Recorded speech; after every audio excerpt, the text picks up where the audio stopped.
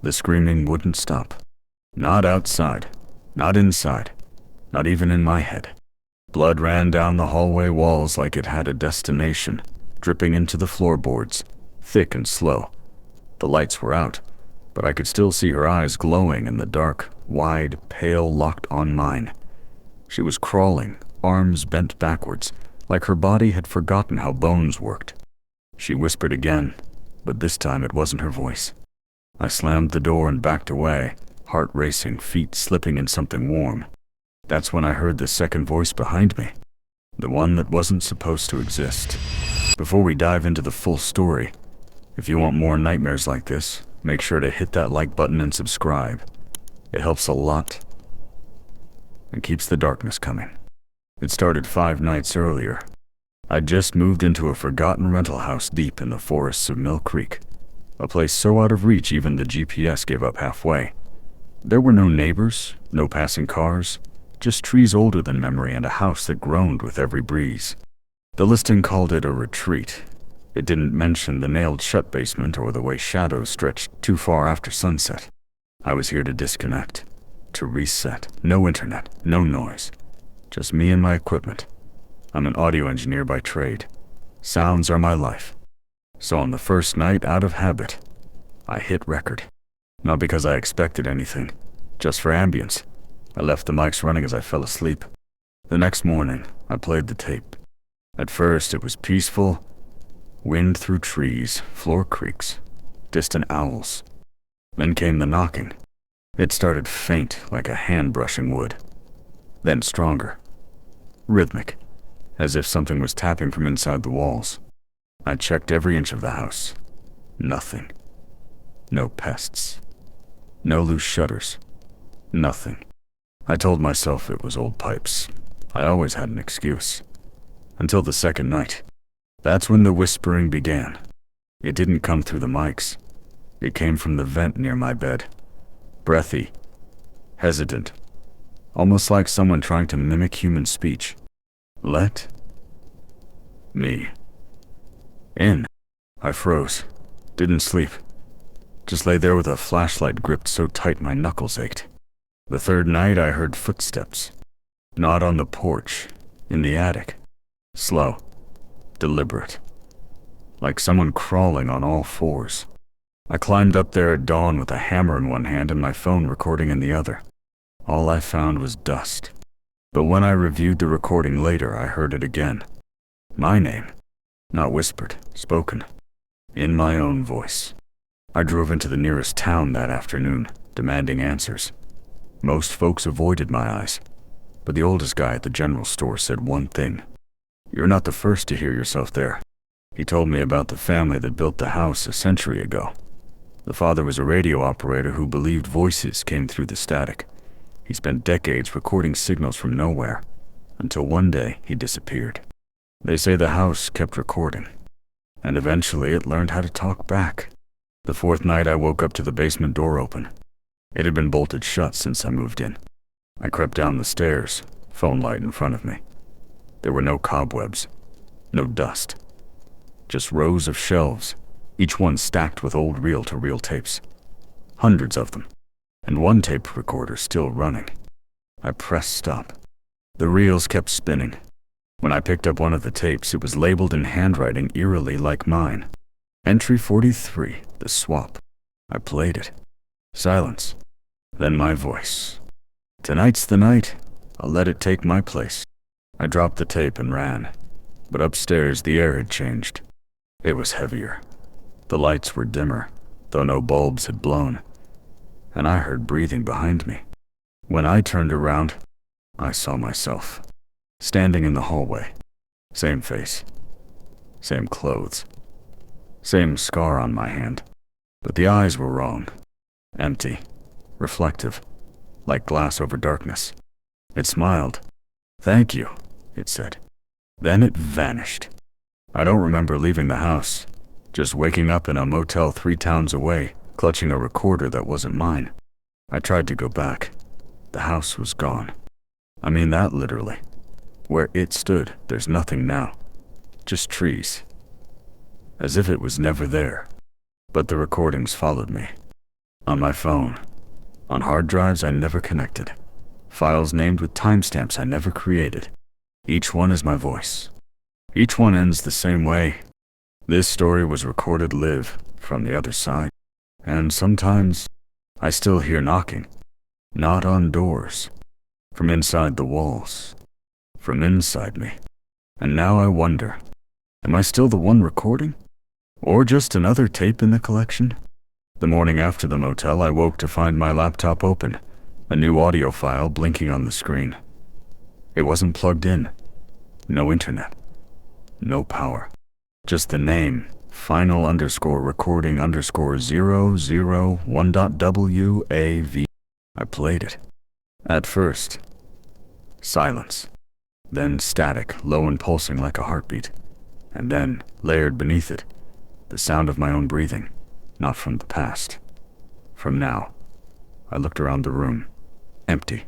But the breathing matched mine. Until it didn't.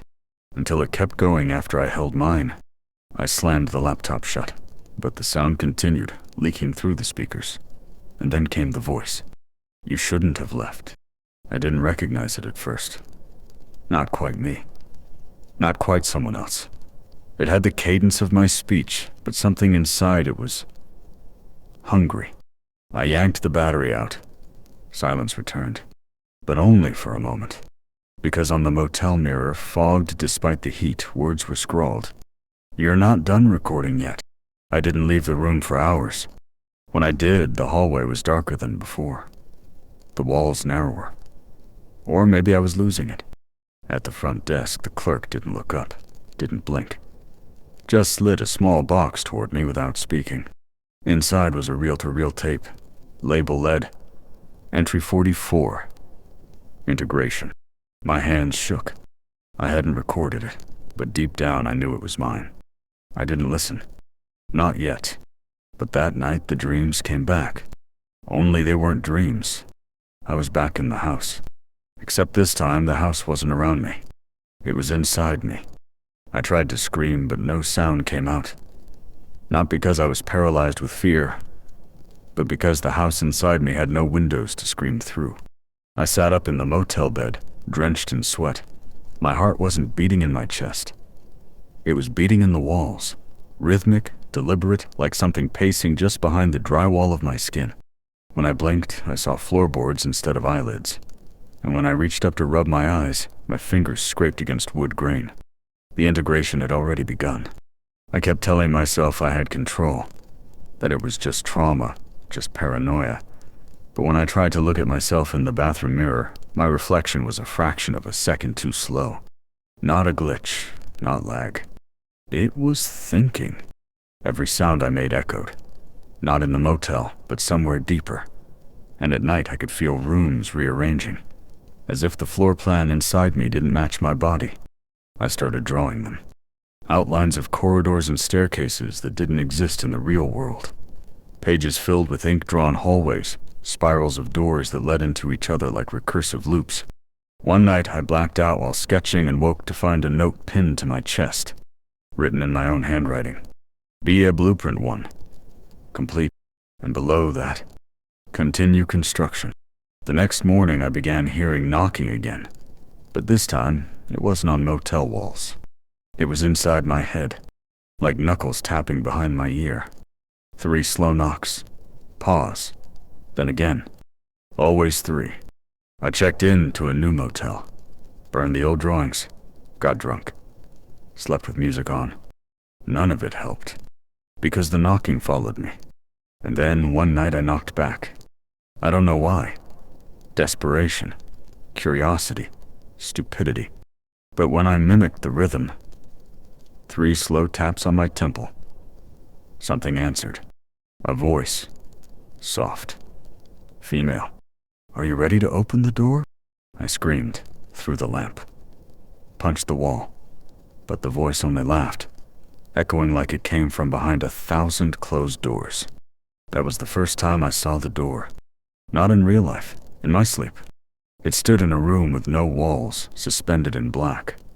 A massive wooden door with a speaker grill in the center, the kind used in intercoms.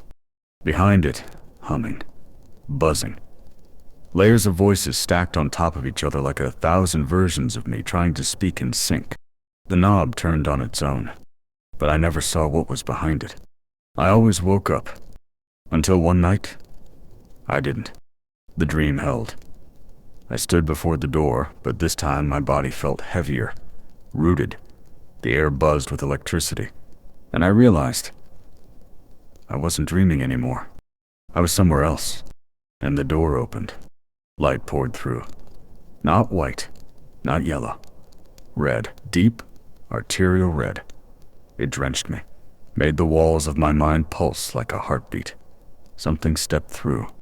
Not a person, not a shadow. A version of me, but older, sharper. The eyes completely black. Voice calm. "You're ready now," he said. "For what?" I asked. He smiled. "For the final recording." He raised a hand and pressed a finger to my forehead. Everything shattered. I woke up in another motel, but this one was wrong. No light bulbs, just red filament tubes that buzzed overhead. No windows, no exits. The door didn't lead outside. It led to a hallway. And that hallway led to another hallway. And another. Somewhere down the 6th corridor I found a microphone on a stand. A red light blinked. Recording. My mouth moved without my consent. Entry 45. Resonance. I spoke for hours. About nothing. About everything. About rooms I'd never seen and lives I'd never lived. The mic absorbed it all. And when I stopped, I heard applause. Soft. Surrounding me. But no one was there. I ran. Turned corners that shouldn't have existed. Past a stairwell that led downward forever. Came to a room with monitors. Each screen played footage of me. Sleeping. Running. Screaming. Different versions. Different motels. Different clothes. But the same eyes. Mine. On the central monitor, a new file began to play. Final_recording_002.wav. I didn't press play. It played itself. The voice was mine. I am the hallway now. The screen cut to black. The walls breathed. And somewhere far below me I heard knocking again. But this time, it was getting closer. There was no sleep after that. Every time I closed my eyes, I felt the hallway shifting, like a stomach digesting. My body itched where the doors were forming, behind my ribs, beneath my jawline, at the nape of my neck. I knew they weren't real, except they were. The 3rd motel had no reception desk. No check-in. Just a key taped to the door and a note. No mirrors. I understood why the moment I saw my reflection in the microwave. My mouth moved half a second too slow. I started writing again. Blueprints, yes, but also logs. Trying to document the change. Hallway 2A appeared between shoulder blades last night. Entrance twitching under skin. Suspect door leads to memory vault. Memory vault. That's what I started calling the room that kept pulling me in dreams or when I blinked too long. It looked like my childhood bedroom, but wrong. Oversized. Pale. Smiling toys frozen mid-motion. And on the shelf, a reel-to-reel tape label led. Entry 1. Birth? When I played it, I heard crying. My crying. My mother's voice. But also something else. A third voice, buried under static. This one has space. I made a rule. No more tapes. But they still appeared. In drawers. Under pillows. Even once embedded inside a sandwich. I bit into plastic. Spat out magnetic ribbon. The house inside me was hungry. And it wanted to be fed. One morning, I woke with dry blood on my fingers and a reel spinning on the nightstand. Entry 46. Acquisition. I didn't listen. But I knew what it meant. Something had been taken. I tried to speak to someone. Anyone. Back in town, I walked into a church. The priest looked at me, and his pupils narrowed into vertical slits. "You've been recorded," he whispered. "You shouldn't be here." Before I could reply, he slammed the confessional door and locked it from the outside. The knocking came again that night. This time, inside my mouth. I screamed. A knock echoed from the back of my throat. 3 slow taps, then silence. When I opened my mouth in the mirror, I saw something blink in my uvula. The door was opening. I tried self-harm, to cut it out, to escape, but every wound played back a sound. My own screams looped into ambient hum. I bled tape. My skin healed too fast, like the house wouldn't let me leave. Then I found a suitcase, in the motel closet, heavy, locked. My name etched into the leather. Inside, a body. Mine, but older. Mouth sewn shut with audio cable. Ears packed with foam. Chest cracked open, empty. I touched its hand. My vision flickered. Reality wobbled, then snapped back. The corpse had vanished. In its place, another tape. Entry 47. Replacement. By now, I knew better than to deny it. The house inside me wasn't growing. It was finishing construction. And I wasn't the owner. I was the blueprint.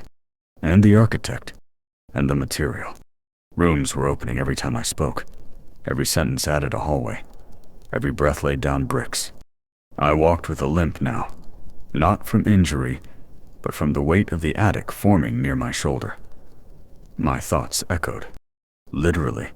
I thought of escape, and a voice replied, "There is no outside."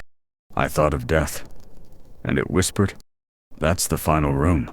I started writing again. Not on paper, on walls, on skin. With whatever I could find. The words weren't mine, but my hand obeyed. They told a story, my story. Not how it was, but how it will be. I saw myself return to the house. Not the physical one. The one inside. I saw myself descend into its basement, where something waited. Where the recordings were sorted. Where versions of me cataloged versions of you. Because I was never alone. And you've been listening.